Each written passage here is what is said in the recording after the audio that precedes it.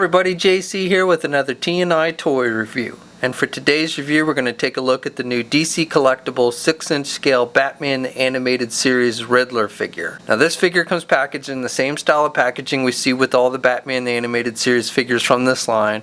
You've got that Batman logo from the animated series with the Batman in the background on the card back. Then the figure clearly displayed along with the accessories and the Batman the Animated Series logo down below. Off to the side you have the name of the character, and it tells us this is figure number 14 in the series. On the side of the packaging it tells us the figure was sculpted by Gentle Giant Studios, and then on the back of the card back again we just have a look at that Batman the Animated Series Batman logo. Okay, so let's get this open and take a look at what's inside. Okay, so here's a look at the figure outside of the packaging. So first of all we'll go over the accessories that come with this figure, which are based on the episode The Riddler's Reform, where basically the Riddler gets released from jail and he's supposedly going straight, and he starts working with this toy manufacturer, Wacko Toys, but really he's still committing crimes and up to his old tricks and everything. But he comes with his little walking stick, which you see him use in, I think, multiple episodes. And it's just a piece of plastic that's black with a little kind of light gray color for a ball on the top. Now this, it looks pretty much like we see in the cartoon. However, it is a little bit on the short side, so he can't really, a lot of times you see him where he'll hold it at the palm, he'll hold it, from the top down and kind of like lean forward on it and have both hands on it. So you even kind of see him with that pose on the wraparound images or turnaround images on the stand. But because it's short enough that it really doesn't, when you have him hold it, it doesn't actually go all the way to the ground. So would have been nice if maybe they'd made the walking stick a little bit taller. You can, with one of the pairs of hands that it comes with, you can get him to hold the walking stick from the top down, or you can just have him hold it like you would a normal kind of staff or something.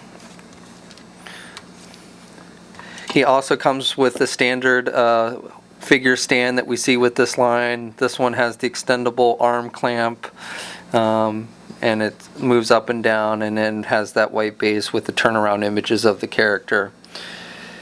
He comes with this Wacko Toys toy display base that you see him have at the beginning of the episode that features a number of the toys for his Riddler toy line that Wacko Toys puts out. So you've got the little Rubik's Cube pyramid puzzle toy, and then you've got the little one that you see him use that has the two-way microphone in it, and like some actual Riddler, little Riddler dolls and question boxes. None of the toys are removable from the base. It's just a solid plastic piece with the Wacko Toys logo at the top.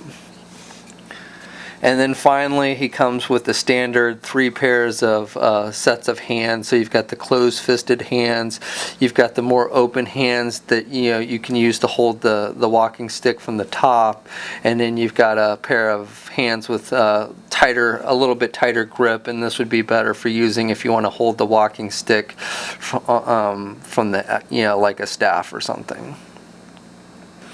Okay, so for the figure itself, I think they've done a really nice job capturing the overall look and feel of the character as he appeared in the cartoon.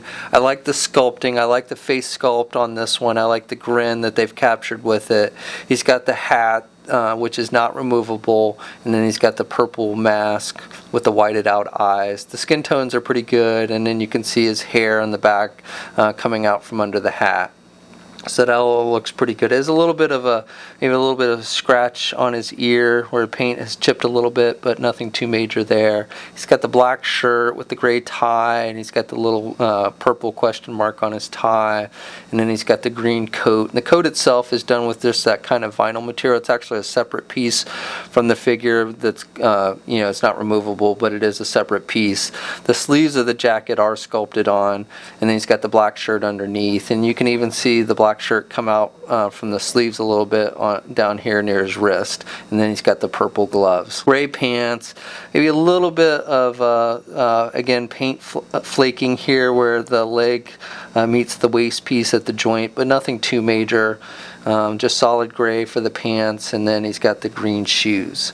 So again, I really like the overall look, no serious paint blemishes or anything, and I think they've captured the look and feel of the Riddler character nicely with this figure. So the figure stands just a little bit over 6 inches tall, so he's in pretty good scale with the other figures. Here he is next to the new Batman the Animated Series Batman figure, and Batman is a little bit taller than Riddler. And here he is next to the Joker figure, and Joker's maybe a hair taller, but for the most part they're about the same height. Now these are my favorite two villain figures in the line so far, so I definitely am liking this Riddler figure. And then just for one more comparison, here he is next to Two-Face, and Two-Face and Riddler are pretty close to the same height as well.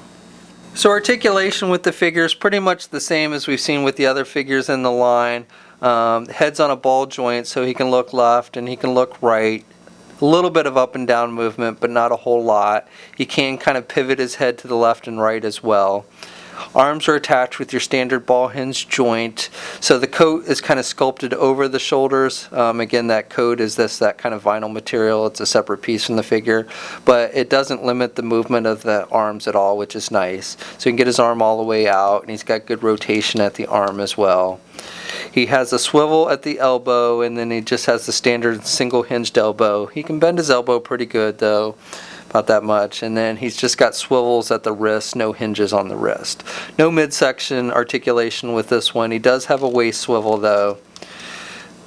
Those standard side hinges for the legs, so he can do the splits good. And he can get his leg forward about that much, and then he can do his leg back pretty good as well.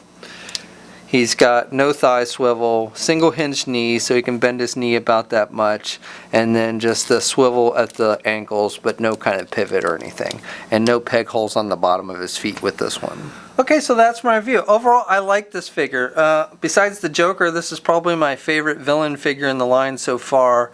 My only complaint is I would have liked that it would have been nice if they had made the walking stick a little bit taller and made the arms maybe so he could, do that where he could hold both the walking stick in the front of him with both of his hands like you often see him. But otherwise, I think the figure is really nice looking. I think it captures the look of the character as we saw in the cartoon. Nice sculpt, decent paint applications, and if you're a fan of the line or the Riddler character, I think this is one that you're definitely going to want to add to your collection. Now this figure is hitting comic and specialty shops now. We'll have a full gallery of images up at toynewseye.com. There's a link in the description below, and as always, leave a comment, let us know what you think. If you're so inclined, please like the video, and if you haven't already, please subscribe, and until next time, I'll catch you later.